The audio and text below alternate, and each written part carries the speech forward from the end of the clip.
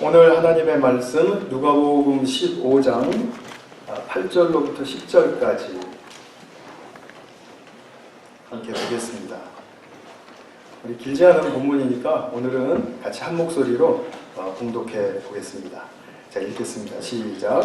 어떤 여자가 10 드라크마가 있는데 하나를 잃으면 등불을 켜고 집을 쓸며 찾아내기까지 부지런히 찾지 아니하겠느냐. 또 찾아낸즉 벗과 이웃을 불러 모으고 말하되 나와 함께 즐기자. 잃은 드라크마를 찾아내었노라 하리라. 내가 너희에게 이르노니 이와 같이 죄인 한 사람이 회개하면 하나님의 사자들 앞에 기쁨이 되느니라. 아멘. 네, 복음의 여정 오늘 10번째 시간인데요. 지금까지 참 몇 가지 주제들을 가지고 우리가 이 시간까지 왔는데 오늘부터 또 해서 우리 연말까지는 잃어버린 것을 찾는 그런 주제를 통해서 조금 더 깊이 들어가 보고자 합니다. 복음의 여정이라는 것은 우리 모두가 걷는 과정이고 또 복음의 은택을 입고 또 복음의 그 은혜 안에서 우리가 나아갈 수 있는 그것에 의지하여 나아갈 수 있는 바로 그 길을 의미하죠. 오늘은 우리 누가복음 15장 이 짧은 8절부터 10절까지의 본문을 기초로 해서 좀 살펴보도록 하겠습니다. 오래전에 쓴 독일 소설가 하이니히 벨이라는 분이 있습니다. 그분이 쓴 책이 여러 권이 있다고 하는데 저는 이분을 잘 모르지만 젊은 날의 빵이라는 또 어린 시절의 빵이라고도 번역도 있고요. 그런 제목을 가진 책에 이제 재미있는 이야기가 있습니다. 이제 여러 책들 보면 아마 여러분들도 들으신 분들이 있으리라고 생각이 되는데요. 이제 이런 이야기입니다. 북유럽에 사는 사람들은 그곳이 일조량이 부족하기 때문에 이제 항상 지중해 연안, 햇빛이 많은 지중해 연안으로 휴가 가는 것이 꿈이라고 합니다. 독일 사람에게 1년간 무엇을 위해서 열심히 일하는가 물으면 이제 스페인이나 이탈리아로 휴가 가는 것이 꿈입니다. 그러기 위해서는 일합니다. 이렇게 대답한다고 말할 정도라고 합니다. 어떤 독일 성공한 사업가가 이제 열심히 돈을 모아서 스페인으로 이제 휴가를 갔습니다. 스페인은 또 바다가 유명하잖아요.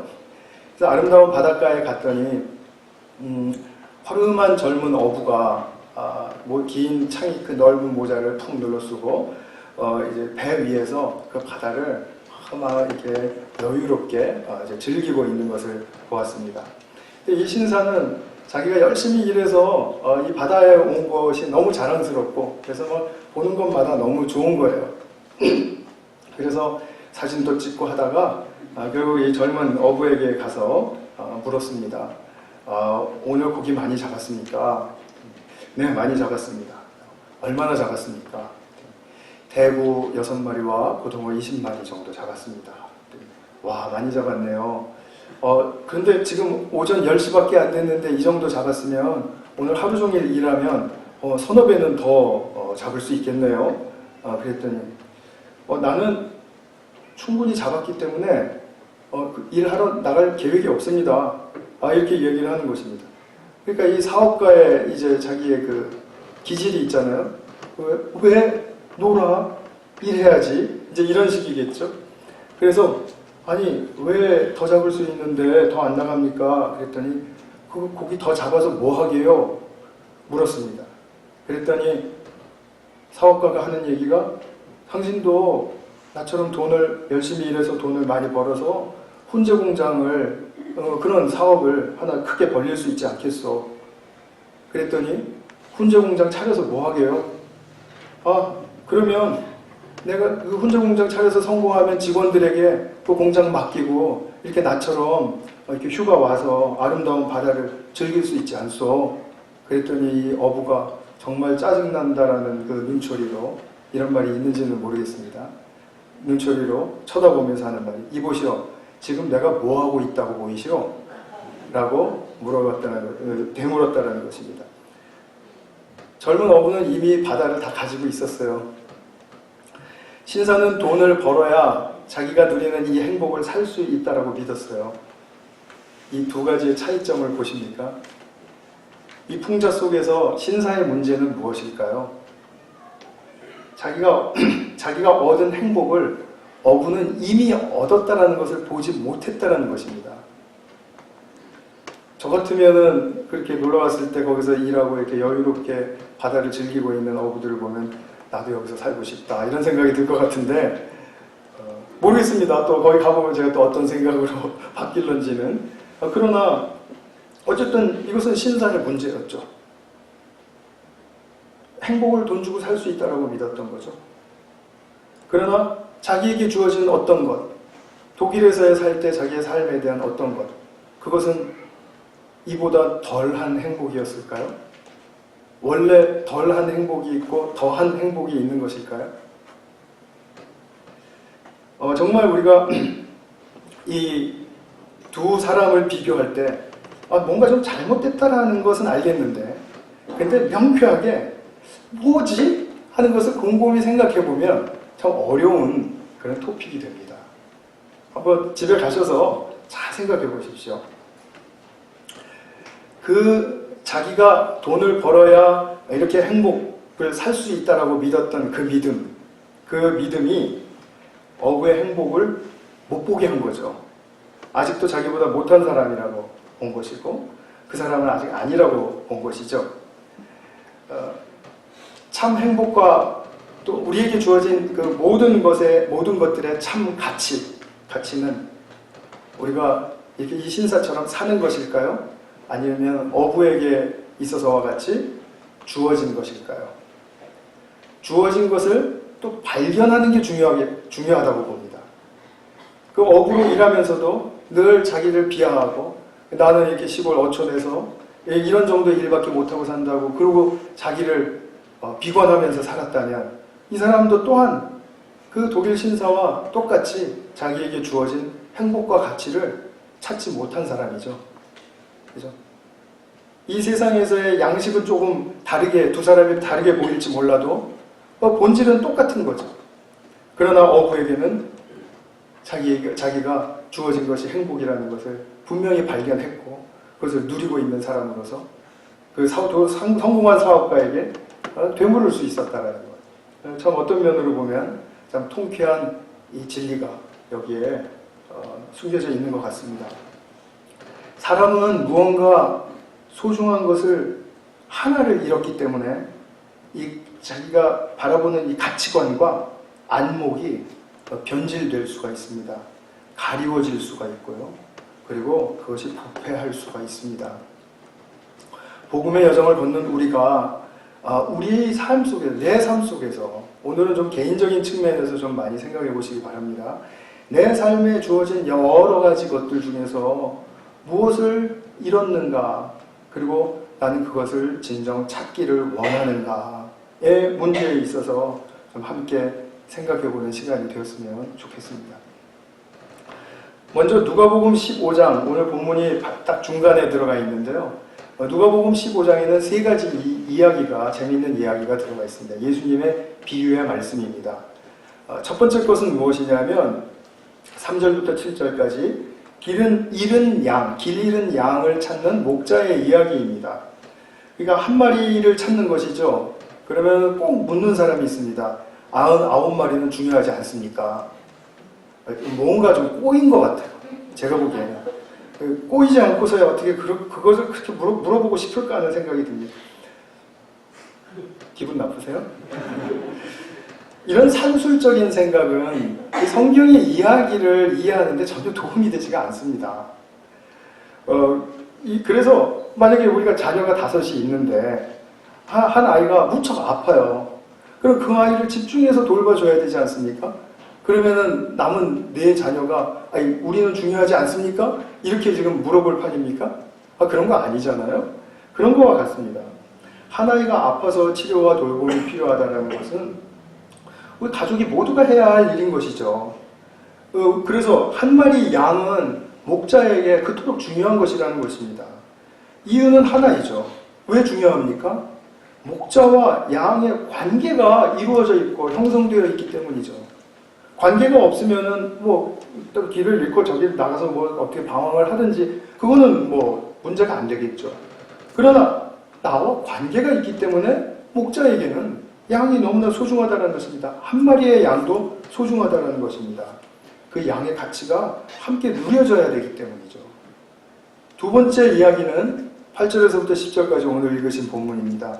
동전 하나를 잃어버린 드라크마라고 되어 있는데 이게 이제 그 은전입니다. 은전. 이 여인은 자기 그 은전을 찾기에 모든 것을 동원하면서 애를 씁니다.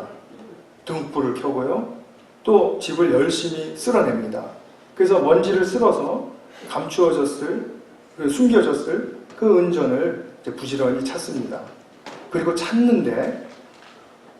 찾으니까 이웃을 불러서 너무 함께 즐기자며 기뻐하는 그런 모습이 묘사가 되어 있죠. 꼭 뭐 불러서 잔치를 하고 뭐 그런다기보다는 이웃과 아주 풍성한 화목의 열림이 일어났다는 거죠.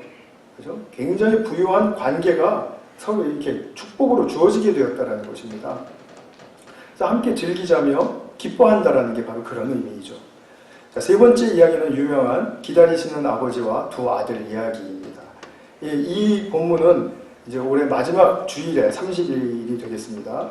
30일 주일에 좀 더 구체적으로 오늘 본문과 오늘 이 말씀과 좀 연결해서 보도록 그렇게 하겠습니다. 아버지 유산을 미리 받아서 이웃 나라 가서 탕진하고 그리고 또 이제 뭐 형편없이 나락으로 떨어졌다가 뉘우치면서 돌아오는 아들을 아버지가 어떻게 맞으시는가. 그죠? 지금 거기 포인트가 있죠. 24절에 보면 내 아들은 죽었다가 다시 살아났으며 내가 잃었다가 다시 얻었노라. 영어로 보면 found라는 말씀입니다. 찾았다. 내가 잃었다가 다시 찾았다. 이런 말입니다. 그러면서 그들이 즐거워하더라. 그 집안 종들이랑 다 즐거워했다는 얘기입니다. 그러면서 또 첫째 아들에게는 32절에 보면 네 동생은 죽었다가 살아났으며 내가 잃었다가 얻었기로 우리가 즐거워하고 기뻐하는 것이 마땅하다. 자, 이 세 이야기의 포인트는 잃었던 것을 찾는다라는 그 주제 위에 있죠. 근데 잃었던 것을 찾으면 어떤 축복이 일어나냐면 즐거움과 기쁨이 풍족해진다라는 것입니다. 즐겁고 기쁜데 사람과 선을 긋고 막 서로 아기다툼하고 그러진 않겠죠. 서로 풍성하게 관계를 나누고 잔치를 하고 교제가 넓어지는 것이죠. 그래서 이 세 이야기는 결국 잃었다가 찾으면 그러면은 하나님도 그와 같이 기뻐하시고 그 하늘의 기쁨을 모두가 함께 공유할 수 있다. 이것이 바로 기독교 구원의 목적이다. 지금 이것을 말해주고 싶은 누가복음 15장의 이 중요한 의미를 우리가 새기고 계셔야 합니다. 우리가 구원받는 이유는 무엇인가?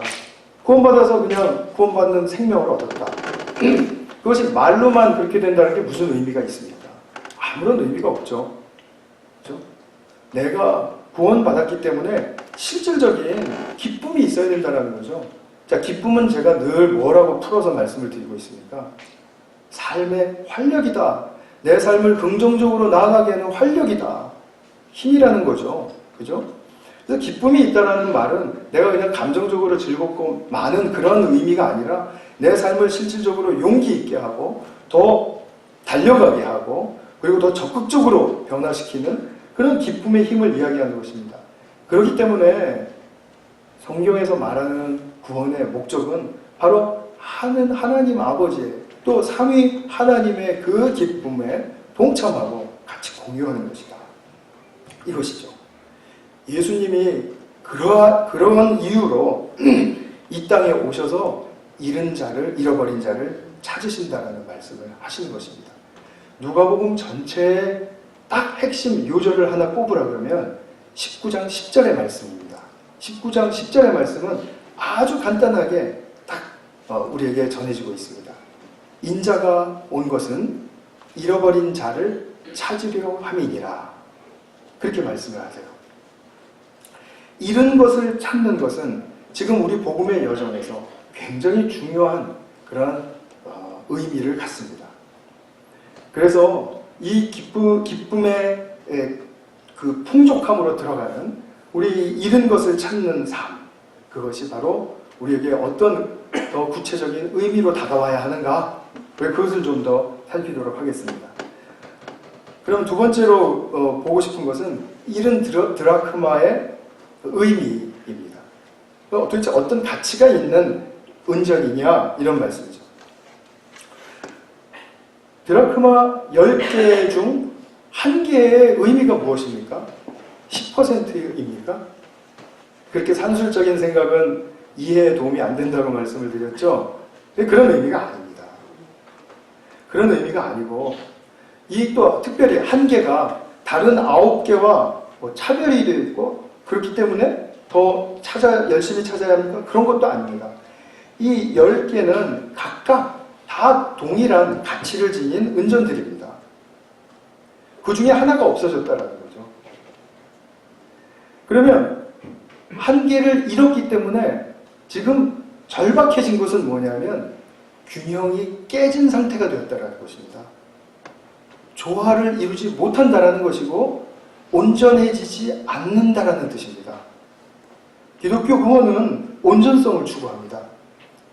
더불어서 창조성도 거기에 들어가죠. 온전성을 추구하는데, 자, 10개가 있어요. 근데 1개가 없어졌습니다. 그러면 그 10개가 이루어야 할 조화를 이루지 못하고 있는 것 아닙니까? 그렇기 때문에 동전 하나의 의미는 온전성에 이르지 못하게 한다는 측면에서 꼭 찾아야 하는 것입니다.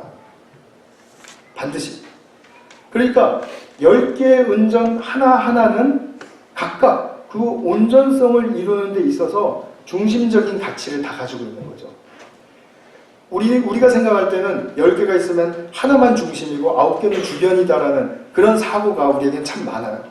그죠? 세상에서 배워서 그렇습니다.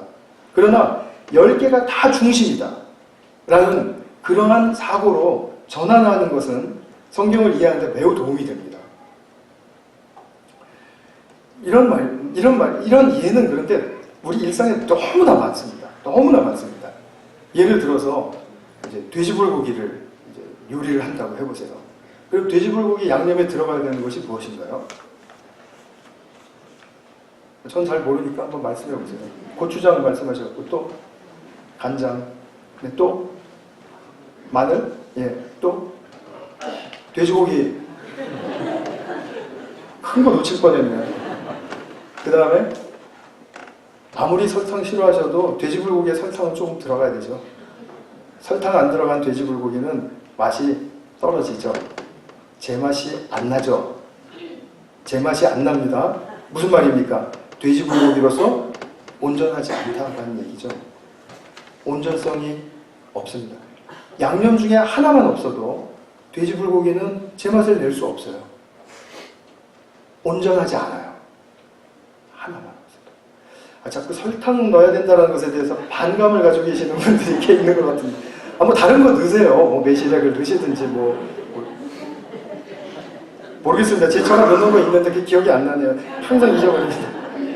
뭐였는데 하여튼 모르겠습니다.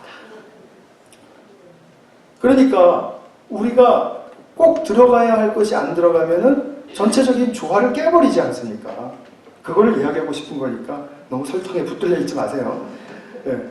그러면 의사가 또 한 가지 얘기하면, 의사가 이 환자는 지금 한 가지 약 가지고 안 되고 4가지 약이 들어가서 서로 상호작용을 해서 잘 치유를 해야 되겠다라고 이렇게 해서 처방을 했습니다.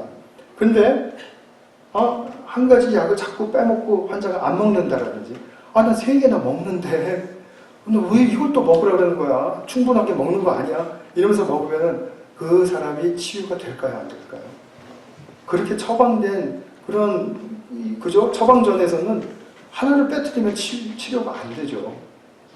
아무리 3개를 열심히 먹어도 1개를 빠뜨리면 안 된다는 이야기입니다. 자동차 부품에 수만 가지 부품들이 들어가지 않습니까? 수만 가지가 들어가죠. 모든 부품들이 다 탑 1%에 들어가는 최상품들입니다. 그런데 브레이크 패드가 고장이 났어요. 그러면 이 차 팔 수 있습니까? 팔 수 없죠. 우리나라에서 BMW 그 문제 난 거 아시죠? 가다가 자꾸 불난 거. BMW 다른 부품들도 다 그렇게 망가져 있는 나쁜 부품들일까요? 아닙니다. 뭐 뉴스 찾아서 다시 보십시오. 거기 뭐 보면 원인도 나오고 뭐 그랬을 것 같아요. 어쨌든 간에 한 가지 결격 사유가 있으면 온전성을 이루지 못한다라는 이야기입니다.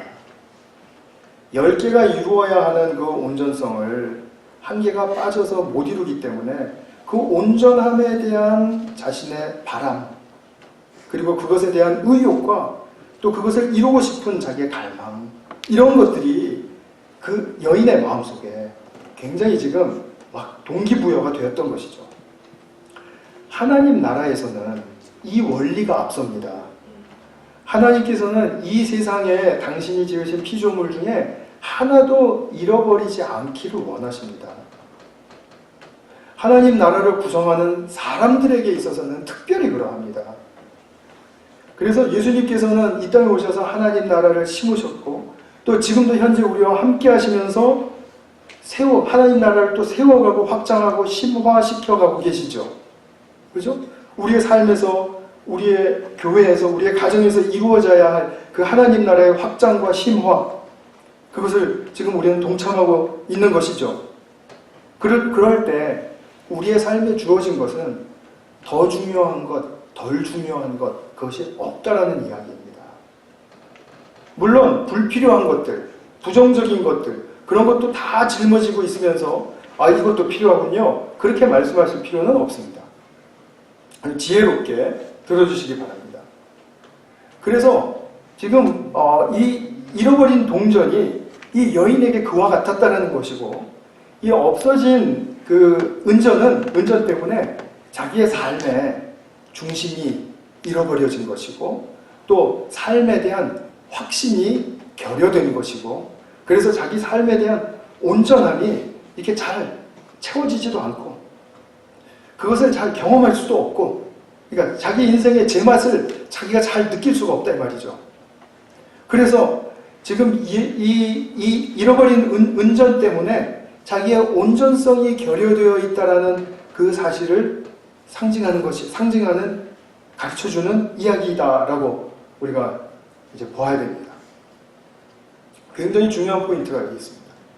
근데 문제는 동전을 찾아야 하는데 내 눈만 크게 뜬다고 해서 짤깍하고 나타나는 게 아니라는 거죠. 우리에게 필요한 것이 있고 외부로부터 필요한 것이 있고 그 일을 하기 위해서, 찾기 위해서는요. 그 다음에 또 내가 스스로 또 감당해야 될 일이 있습니다. 그것을 좀 살펴보겠습니다. 그래서 여인에게는 지금 필요한 것이 있고 감당해야 될 일이 있는데, 필요한 것은 무엇이냐면 등불입니다. 등불이 해주는 역할이 뭐죠? 내가 볼 수 있는 한계를 넘어서 보도록 해주는 것이죠. 그죠? 저 깊은 곳에 너무 깜깜해서 안 보이는 것은 등불을 비춰서 이제 볼 수 있는 것이기 때문에 그 등불이 필요하다는 거죠. 집안 구석구석을 다 찾아가야 되니까요. 그럼 등불이 상징하는 것은 뭘까요? 등불은 우리가 영혼의 눈을 열게, 더 뜨게 해주는 은혜의 성령님이세요. 성령의 도우심을 말하는 것입니다. 성령이 비춰주셔야 그것이 보이게 되고, 그래야 잃어버린 것을 찾을 수 있습니다. 성령이 비춰주시지 않으면 내 안에 잃어버려진 것, 나도 볼 수가 없고, 또 그러면 당연히 찾을 수가 없겠죠. 그렇기 때문에 우리의 등불이 꼭 필요합니다. 우리의 눈을 열어보도록 도와주시는 성령의 그 등불이 필요하다는 이야기입니다. 두 번째로 감당해야 될 일은 뭐냐면 집을 쓸어내야 됩니다. 지금 가구 밑에는 먼지가 수북하게 쌓여 있을 것입니다. 그러면 동전이 떨어져도 잘 안 보일 거예요. 그러면 가구도 들어서 옮겨놔야 되고, 그리고 그 자리를 쓸어야죠. 열심히 쓸어야 됩니다. 그러면 꼭 그 뭐 먼지만 있지 않겠죠. 거기에 뭐 부스러기들, 지저분한 것들 뭐 다 있겠죠. 우리 교회도 이렇게 지금 앉아 계시는 의자고 사이사이에 보면 아이들이 끼워놓은 그 막대사탕의 그 막대기들, 뭐 아니면 뭐 M&M 뭐 이렇게 초콜릿 하나, 두 알 뭐 이런 거 다 있습니다. 그러니까 그것을 유심히 보지 않으면 안 되는 것이고요. 그리고 그것을 잘 쓸어내야만 그 보이는 것이란 말이죠. 그러면 이 먼지가 상징하는 것은 무엇일까요? 그 쓸어내야 할 그 먼지는 무엇을 말하는 것일까요? 그것은 바로 두 가지로 우리가 나눠서 생각해 볼 수 있습니다. 하나는 우리의 삶의 활동적인 측면에서, 외부적인 측면에서의 포인트인데, 그것은 바로 부주의하고 산만하고 너무 불필요한 지나친 삶의 활동들입니다. 삶의 계획과 활동들. 계획이 너무 무성하고, 그리고 활동이 너무 다양하고 우리를 바쁘게 만들어요. 그래서 너무 분주합니다. 혹시 나는 전혀 분주함을 느끼지 못하는 삶을 살고 있다라고 생각하시는 분 있으면 한번 손들어 보시겠어요? 있으실 것 같은데 한 분도 안 계시네요. 없다고 생각하시는 게 또 맞을지도 모릅니다. 그렇죠? 저도 그러하고 모두가 그럴 것입니다. 특히 현대인들은 이 마음의 조급함이 이 문제가 돼서요. 너무 분주합니다. 그래서 일도 시작하기 전에 자기가 자기 에너지를 다 빼버립니다. 그런 아주 우리가 삶을 비효율적으로, 영적으로 말하면 영적인 비효율성, 그렇게 살아가는 거죠. 그러니까 쉴 새 없이 돌아가는 어떤 분주함, 그런 것들로 가득 쌓여 있는 것과 같아요. 그런 것들 가지치기 하시고 치워버리셔야 합니다. 이것은 절대적입니다. 이런 분주함을 그대로 이고 내가 잘 살 수 있다라고, 내가 영적으로 잘 성장할 수 있다라고 믿는 것은 정말 착각 중에 대단한 착각입니다. 절대로 그렇게 되지 않습니다. 교회 열심히 나오시고 열심히 하시는 것 같은데 삶이 그토록 분주하시면요, 영적으로 절대로 성장하지 않습니다. 저는 100% 확신합니다. 마음의 조급함이 있는 상태에서 영적으로 성장할 수가 없습니다. 그래서 자기 시간 떼어내셔야 합니다. 절대적으로. 그러지 않으면 안 됩니다. 이 먼지의 두 번째 포인트는 뭐냐면요, 나의 내면으로 들어가 보겠습니다. 우리의 내면으로 들어가면 어떤 일만 생기면, 어떤 일은 괜찮아요. 근데 어떤 일은 생기면 내가 굉장히 두려워하고 수치스러움이 막 이렇게 자극이 되기 때문에 그 일이 제대로 다 일어나지도 않았고, 다 설명이 되지도 않았고, 다 끝까지 가지도 않았는데 미리 불쾌해요. 짜증이 나고, 그리고 또 거기에 대해서 굉장히 비관적이고, 또 비하하고, 이런 것들이죠. 이런 부정적인 느낌들. 이 부정적인 느낌들이 정말 실제로 일어난 것에 대한 것이었냐를 따져보면 절대로 그렇지 않아요. 그냥 좀 약간 오해가 있었을 뿐이고, 약간 성격의 차이가 있었을 뿐이고, 그냥 서로 하는 방식이 조금 달랐을 뿐이에요. 그런데 완전히 원수처럼 내 삶에 딱 느껴지는 그 부정적인 느낌, 거기에 한번 사로잡히면 헤어나오기 힘든 거 아시죠? 안 힘드세요? 되게 힘듭니다. 그렇기 때문에 이런 부정적인 느낌들 쓸어내셔야 됩니다. 이 처리하는 방법을 터득하셔야 된다는 이야기입니다. 이거 그대로 두시면 안 됩니다. 제가 그래서 늘 내면의 치유, 또는 내면의 조화, 또 내면의 성장, 또 영어, 이런 얘기로 자꾸 제가 지금 말씀드리는 겁니다. 물론 우리의 심리와 관계되어 있기 때문에 심리학의 도움을 좀 받습니다. 그런데 이것은 우리에게 너무나 필요한 일입니다. 복음의 여정에서 이것이 빠지게 되면 절대로 우리는 복음을 누릴 수가 없습니다. 복음을 누린다는 의미가 뭡니까? 이런 부정적인 느낌들을 극복할 수 있어야 되지 않겠습니까? 극복하지 않으면, 그러면은 이것을 가지고 있을 때 이것에 늘 휘둘려요. 그런데 극복할 수 있는 능력이 있으면 그런 것이 조금 있고 남들보다 더 많이 있어도 이길 수 있어요. 제압할 수 있다 이 말입니다. 제압하고, 그리고 나의 삶은 나의 삶대로 잘 하나님께 의탁하고 성령의 등불에 의지하면서 나갈 수 있습니다. 근데 이 훈련이 그렇게 어려워요. 너무 고질화되어 있기 때문에. 그러나 중요한 것은 무엇입니까? 이런 먼지들이 치워져야 내가 잃어버린 것을 찾을 수 있지 않겠어요? 이런 것들을 그대로 가지고 있는 동안에는 동전을 찾을 수가 없다는 거죠. 그래서 은전을 찾을 수가 없단 말이에요. 제가 자꾸 동전이라고 말하죠. 은전이 기분 나쁘겠습니다. 동전을 이렇게 약화시켜가지고. 그러면 우리가 이 은전을 찾지를 못하면 어떤 일이 일어나냐면요. 우리 삶이 뭔가 허전하고 뭔가 빠져 있는 것 같아요. 결핍되어 있는 상태가 느껴져요. 그런데 그게 정체가 뭔지를 잘 모릅니다.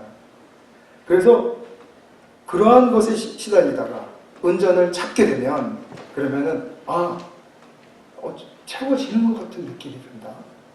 이런 것을 발견하실 수가 있습니다. 또 은전이 발견되지 않은 상태에서는 뭔가 불안하고 그리고 뭔가 불균형이 이루어진 것 같아요. 내 삶에 뭔가 짝짝이인 것 같아요. 제대로 걷는 것 같지가 않고 한쪽 발이 왜 이렇게 좀 이상하지? 하는 그런 느낌으로 걷는 것 같아요. 그런 삶으로부터 은전을 찾으면 그러면 안정을 느끼게 되고 내 삶도 이렇게 좀 안정감이 있구나. 그리고 불균형으로부터 좋아도 내 삶이 조금 아름다워지고 있는 것 같다. 이런 느낌을 받게 된다는 거죠. 좀 예민하게 섬세하게 그 감각들을 잘 길러내셔야 되겠죠. 근데 제가 지금 이렇게 말씀드리면 되게 어려운 것 같은데 절대로 이건 어려운 일이 아닙니다. 자기 자신에 대해서 한 걸음만 정직하게 들어가면 충분히 할 수 있는 일입니다. 그 일을 제가 좀 말씀드리려고 합니다.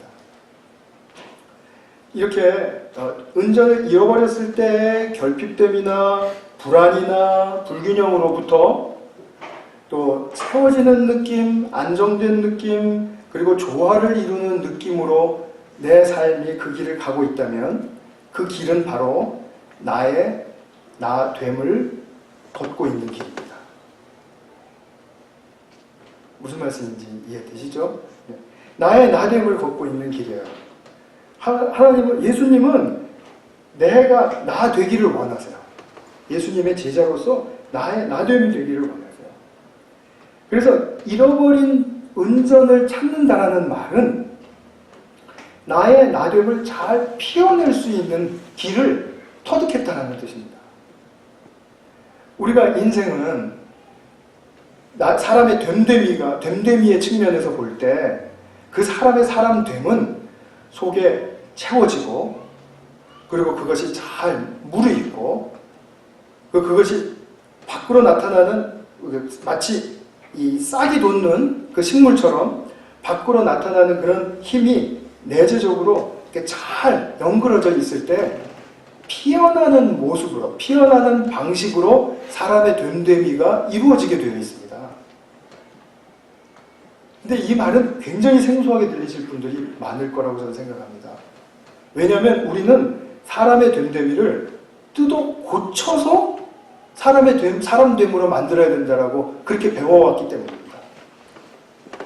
말투도 뜯어 고쳐야 되고 또 표정도 좀 뜯어 고쳐야 되고 그리고 태도도 좀 이런 상황에서는 이렇게 하고 저런 상황에서는 좀 이렇게 하고 또 카멜레온처럼 그렇게 태도도 좀 의도적인 태도를 좀 길러가라고 그렇게 가르치고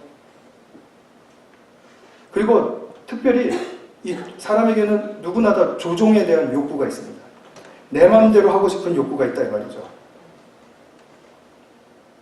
이 조종에 기술이 또 들어갑니다. 얼마나 조종을 잘하는지 모릅니다. 한 분 한 분이 다 그러세요. 다 조종할래. 어떤 사람은 말을 안 합니다.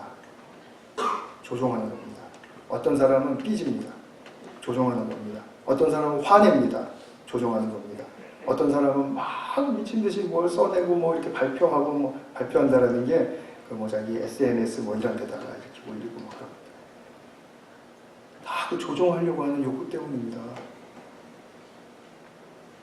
이 조종하려는 이 욕구 이것이 우리가 양육자의 입장에서 양육을 할 때 누구를 가르치고 또 길러내야 되는 대상이 있을 때 자녀라든지 뭐 우리 어린 학생들이라든지 또 뭐 여러 우리 교수님들이 학생들을 가르친다든지 그런 자리에 있을 때 이런 걸로 내 양육의 대상을 뜯어서 고쳐서 만들 수 있다고 생각하신다면 아마 잘 안 될걸요? 제가 인생을 끝까지 살아보진 않아서 모르겠습니다. 그런데 피어나는 방식은 시간이 많이 걸립니다. 사랑의 에너지도 많이 들어갑니다. 그러나 그 일은 힘들고 버겁게 느껴져도 됩니다. 사람의 됨됨이가 이룰 수 있습니다. 그러나 뜯어 고치려고 하는 무언가를 고쳐서 만들겠다라고 하는 그런 방식은 처음엔 되는 것 같습니다. 그런데 결코 되지 않습니다. 복음의 여정에서는 이 길은 절대 사양입니다. 뜯어 고쳐서 안 됩니다. 그래서 고치자고 하는 분들이 많아요. 교회 오면은 또 가정에 뭐 고쳐야 된다. 물론 고칠 것도 고쳐야죠. 그러나 그런 방식만으로 되지 않는다는 사실.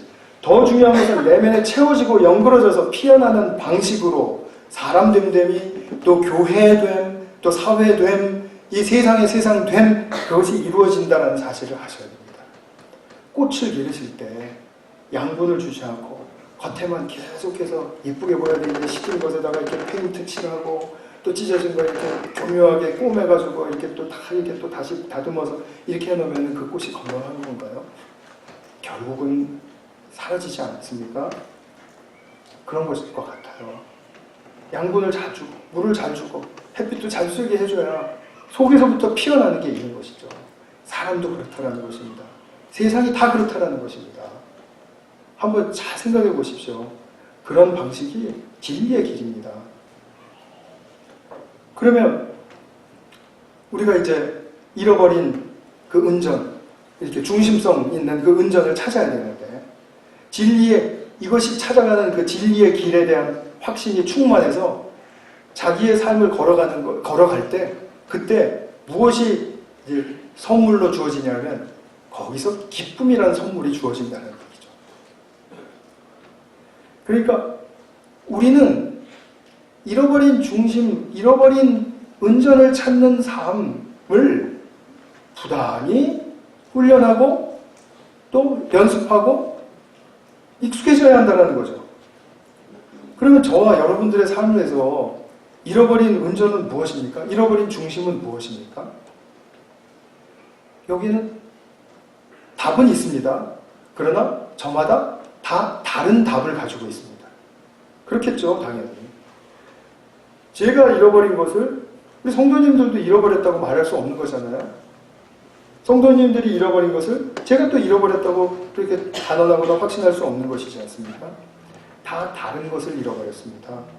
우리는 다 다른 것을 잃어버렸기 때문에 실전, 자기의 삶의 현장으로 돌아가셔서 그것을 훈련하시면서 잃은 것을 찾는 그런 그 과정을 거쳐 가셔야 합니다. 그러면 잃은 것을 찾는 과정은 무엇이냐? 매일 말씀드리는 거예요. 말씀 묵상과 기도입니다. 근데 말씀 묵상과 기도를 많은 부분에 있어서 자아를 성찰하는 데 사용하십시오. 나는 누구인가? 나는 어떤 존재인가? 나의 성질은 어떤가? 나의 본능적인 욕구는 무엇인가? 나는 무엇에 약한가? 이런 것들을 자꾸 보셔야 됩니다. 근데 그거를 보실 때 하나님에 대한 열린 자세가 없으면 성령의 도우심이 역사하시지 않습니다. 하나님께 대해서 의탁하고 열린 자세가 딱 이것도 훈련이 돼야 되겠죠? 열린 자세가 있어야 그 다음에 성령의 내가 묵상을 하고 기도할 때 말씀 속에서 또 기도의 그 세계 속에서 하나님이 보여주시는 것들을 볼 수가 있죠. 그리고 말씀과 묵상, 또 말씀 묵상, 그리고 기도, 그리고 또 예배도 굉장히 중요한 시간입니다. 지금 이 시간이.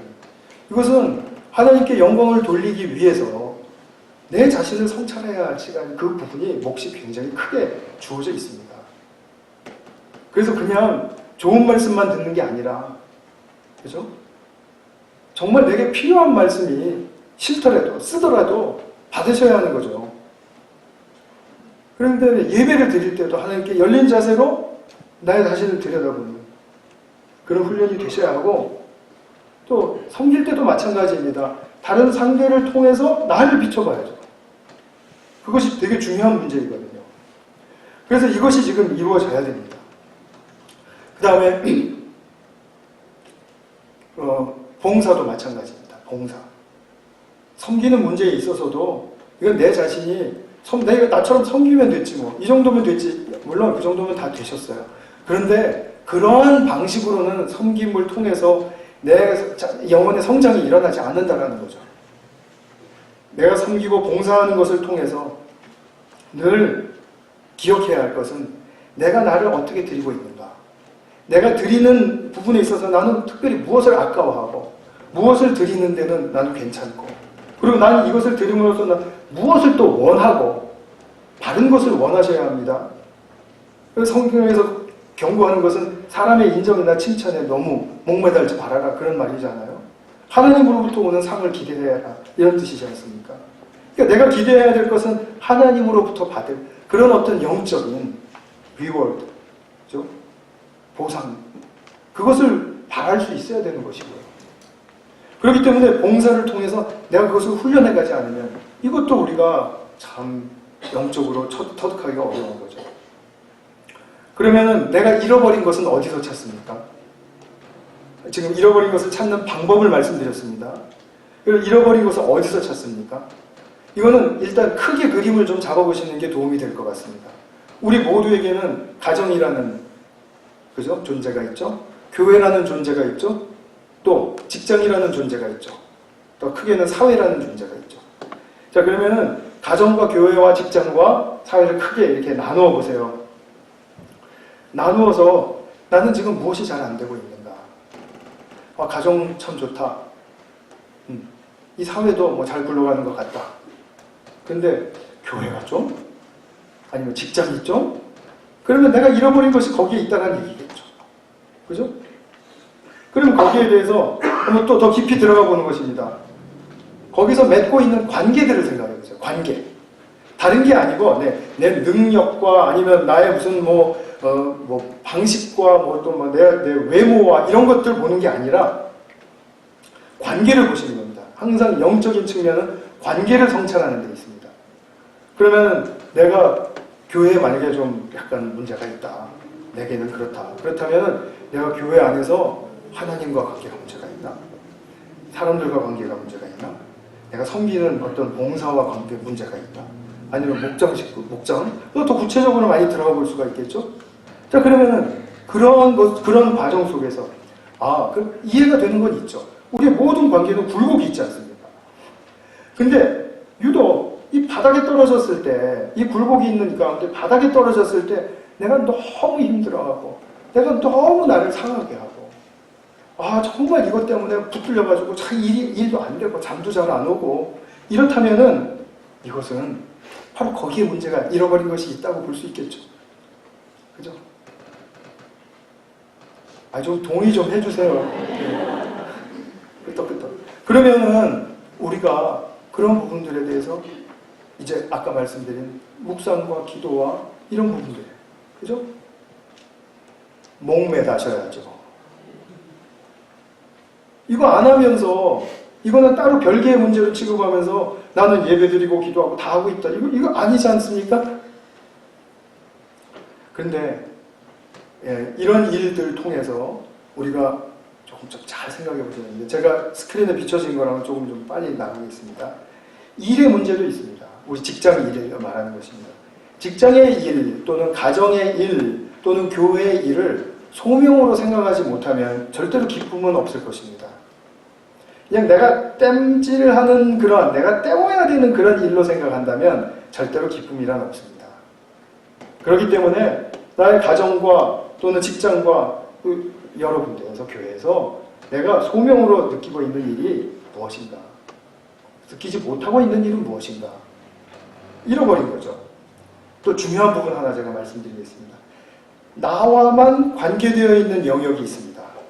예를 들면 나의 활동과 또 물론 그것도 다른 연결이 되어 있지만 내가 10분 조종할 수 있는 그런 부분들을 이야기하는 것입니다. 수면. 많은 사람들이 잠을 덜 자고 일해야 더 행복해질 수 있을 거라고 착각을 합니다. 절대로 그렇지 않습니다.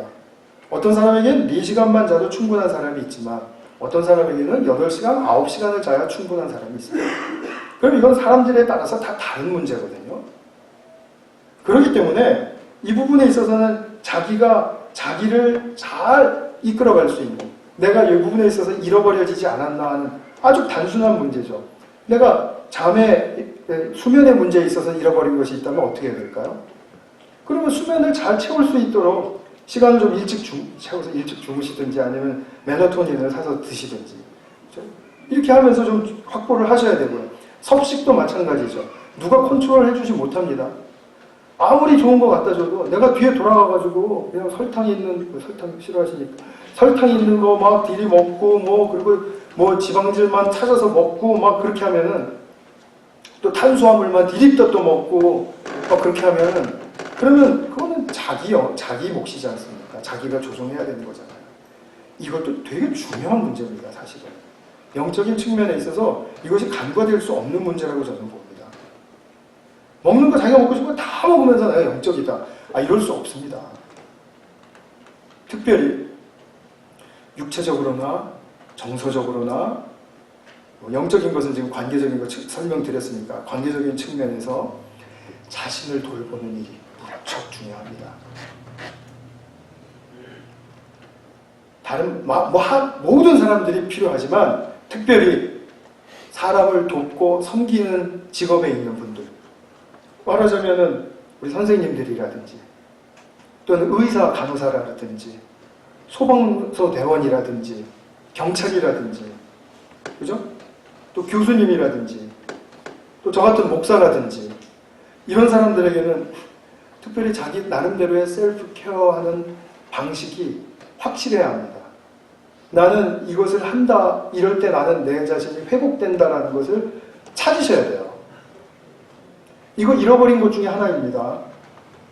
그걸 잃어버리고서는 무조건 세상이 원하는 대로 일만 하면, 또 사람들과 관계만 잘 만들면, 내가 해내는 것들을 책임감 있게 성실하게만 수행해내면 그러면 나는 다일 거라고 생각하는 그런 세상의 차원에서 벗어나셔야 돼요.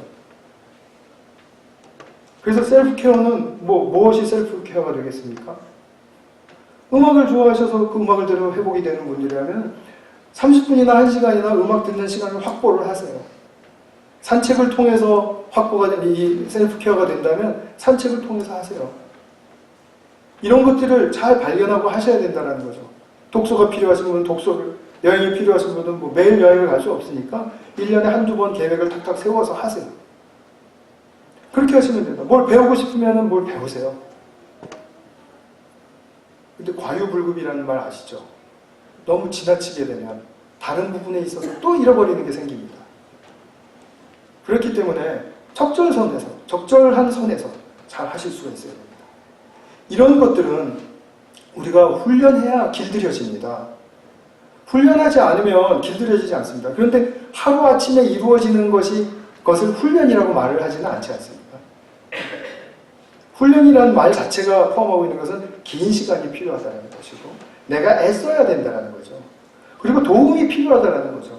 여인에게 있어서 등불의 도움이 필요했고 집을 써는 그런 애씀과 에너지를 투자하는 그런 감당해야 할 몫이 있어야 했던 것처럼 우리도 그것을 애써야 한다는 거죠. 그렇게 될 때 우리는 잃어버린 은전 하나를 찾는 기쁨을 맛볼 수 있게 되는 것입니다. 우리 삶의 과정에서 잃은 것을 하나씩 거듭 찾아갈 수 있습니다. 그러니까 우리 여인은 은전 하나 잃어버린 거 이야기지만 사실 이 이야기는 우리의 삶의 과정마다 있는 그런 일이어야 되겠죠. 20대에 잃어버린 것을 찾으셔야 하고 30대에 잃어버린 것을 찾을 수 있는 그런 과정이 열릴 것이고 40대, 50대, 60대 노년이 돼서도 잃어버린 것을 찾는 일은 그건 우리가 계속 정진해야 될 일이라는 것입니다. 그런데 잃은 것을 찾은 이 여인을 예수님이 어떻게 묘사했는지 보세요. 오늘 시간이 무척 많이 가서 죄송합니다. 제가 한 주 휴가하고 왔더니 힘이 넘쳐가지고요. 아무튼 절대로 휴가 가지 말라 그러시거든요. 예수님 뭐라 그러시냐면 10절에 내가 너희에게 이르노니 이와 같이 죄인 한 사람이 회개하면, 이 여인이 잃어버린 것을 찾은 이 사건을 두시고 회개했다라고 말씀을 하세요. 잘못한 것만 회개하는 게 아니고요, 잃어버린 것을 찾는 것도 회개라는 말이죠. 이렇게 회개를 하면 이것이 하늘의 사자들이 기뻐하는 일이 된다. 즉 하나님의 기쁨이 된다 이 말이죠. 하나님의 기쁨이 된다라는 말은 결국 그 하나님의 기쁨이 우리에게도 기쁨이 된다라는 뜻이죠. 하늘의 기쁨과 공유하는 것이니까요. 그래서 이 하나가, 잃어버린 하나가 발견될 때 하나님의 역사는 시작되는 것입니다. 그 속에서는, 그 전까지는 내면에서 역사하십니다. 그러나 이제는 풍족하게 삶의 표면으로도 피어나게 하는 그런 하나님의 역사가 시작됩니다. 그래서 복음 안에서만 가능합니다. 이 일은 너무나 중요한 일입니다. 말씀을 맺겠습니다. 우리가 내 안에서 잃은 것이 무엇일까? 그것이 막연하게 느껴진다 할지라도 결코 막연한 추상이라든지 관념이 아니라는 사실을 꼭 기억하시기 바랍니다. 내 삶의 균형과 조화를 이루어가게 하는 그런 성장을 시작하게 하는 것은 내 잃어버린 구체적인 한 가지를 회복할 때, 그때 바로 나의 성장이 이루어지고 영적인 축복이 무엇인지 알게 됩니다. 그것으로 말미암아 내 삶은 다 중심이 잡히는 것입니다. 잃어버린 것을 찾을 때마다 내 삶에는 중심성이 확고해집니다. 그럼 내 삶에 대한 확신이 들어갑니다. 이것이 진리의 길이구나 하는 것을 기쁨으로 걸어가게 됩니다. 이 기쁨으로 충만한 우리 모든 성도님들 되시기를 축원합니다.